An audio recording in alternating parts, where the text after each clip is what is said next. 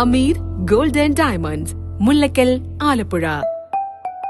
ഓയിഗ mega Onam sale ആരംഭിച്ചിരിക്കുന്നു. ഗാഡ്ജറ്റുകൾ മറ്റെങ്ങും ലഭിക്കാത്ത മികച്ച ഓഫറുകളിലും കൈനിറയെ സമ്മാനങ്ങളും. നമസ്കാരം, സ്റ്റാർ ന്യൂസിലേക്ക് സ്വാഗതം. ആലപ്പുഴ കലവൂരിലെ സുഭദ്രയുടെ കൊലക്കേസിലെ പ്രതികളുമായി പോലീസ് തെളിവെടുപ്പ് നടത്തി. സ്വർണം വിറ്റ മുല്ലക്കലിലെ കടയിലാണ് തെളിവെടുപ്പ് നടത്തിയത്. സുഭദ്രയുടെ വളയാണ് പ്രതികൾ ഇവിടെ വിറ്റത്. മുല്ലക്കലിലെ രാജാ ഗോൾഡ് എന്ന സ്ഥാപനത്തിലാണ് പ്രതികൾ സ്വർണം വിറ്റത്. ആലപ്പുഴ കലവൂരിലെ സുഭദ്ര കൊലക്കേസിലെ പ്രതികളുമായി പോലീസ് തെളിവെടുപ്പ് നടത്തി. സ്വർണം വിറ്റ ആലപ്പുഴ മുല്ലക്കൽ റോഡിലെ രാജാ ഗോൾഡിലെത്തിയാണ് തെളിവെടുപ്പ് നടത്തിയത്. സുഭദ്രയുടെ വളകളാണ് പ്രതികൾ ഇവിടെ വിറ്റത്. സുഭദ്ര വധക്കേസിലെ ഒന്നാം പ്രതി എറണാകുളം മുണ്ടമ്പേലി വട്ടച്ചിറയിൽ ഷർമിളയും രണ്ടാം പ്രതി ഭർത്താവ് കാട്ടൂർ പള്ളിപ്പറമ്പിൽ മാത്യൂസ് ക്ലീറ്റസ് എന്നിവരെയാണ് ആലപ്പുഴയിലെ സ്വർണ്ണക്കടയിലെത്തി തെളിവെടുപ്പ് നടത്തിയത്.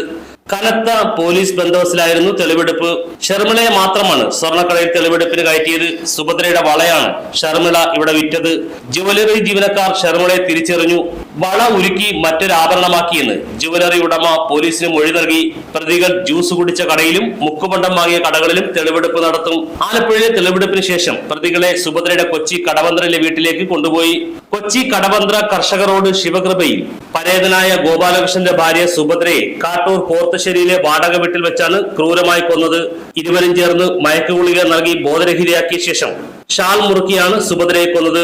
ഓഗസ്റ്റ് 7-നായിരുന്നു കൊലപാതകം. സ്വർണ്ണാഭരണങ്ങൾ കൈക്കലാക്കിയായിരുന്നു ലക്ഷ്യം. ഇതിനുശേഷം മാലിന്യം കുഴിച്ചുമൂടാൻ എന്ന പേരിൽ മറ്റൊരാളെ കൊണ്ട് കുഴിയെടുപ്പിച്ച് മൃതദേഹം മറവു ചെയ്യുകയായിരുന്നു.